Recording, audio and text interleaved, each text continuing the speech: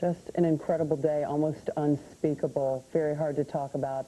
Lots of everyday folks downtown, but also lots of journalists, including Rick Folbaum. Rick, you were on the scene immediately after both of the planes had crashed into both of the towers.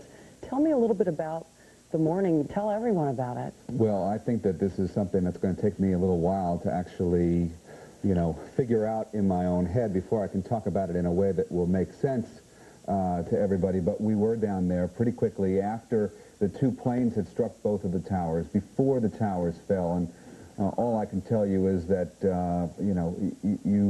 you're a journalist, but you're also a human being, and all of the emotions and everything that you might imagine come into play as we just stood and watched the two towers burn.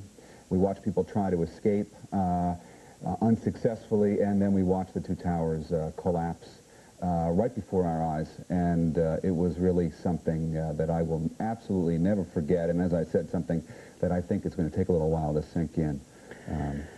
Well, such a interesting and unfortunately very sad perspective that you and many journalists and hundreds and thousands of people saw today in New York City. Well, our coverage is going to continue right here on Fox News Channel all night long. We are live. Stay with us.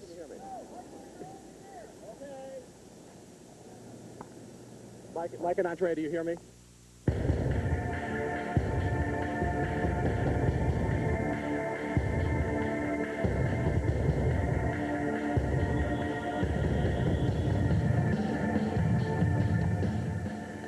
All right, welcome back with our continuing coverage here on the Fox News Channel of terror, which has hit the east coast of the United States in Washington and New York City.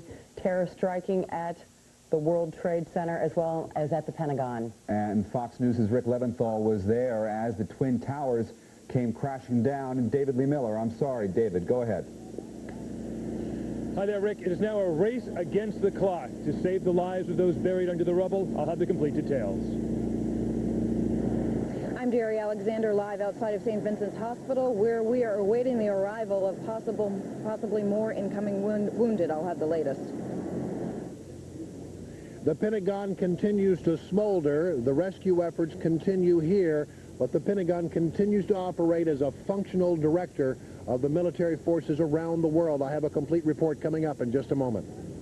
Team coverage, I'm Rick Folbaum. And I'm Laurie Dhue. We want to go over with you exactly what happened on a day that rivals really any of the darkest days in the history of this country. September 11th, 2001, a day that will go down in infamy. At first, it appeared to be a horrible accident. A passenger jet crashes into the World Trade Center, and the race to put out that fire begins. But just minutes later, a second plane flies around the adjacent tower right next to it and slams into it. And only then does it become very clear that this was no accident. America was under attack, and the attacks extended beyond New York City. The Pentagon, outside of Washington, America's home for national security, ripped by a third plane crash.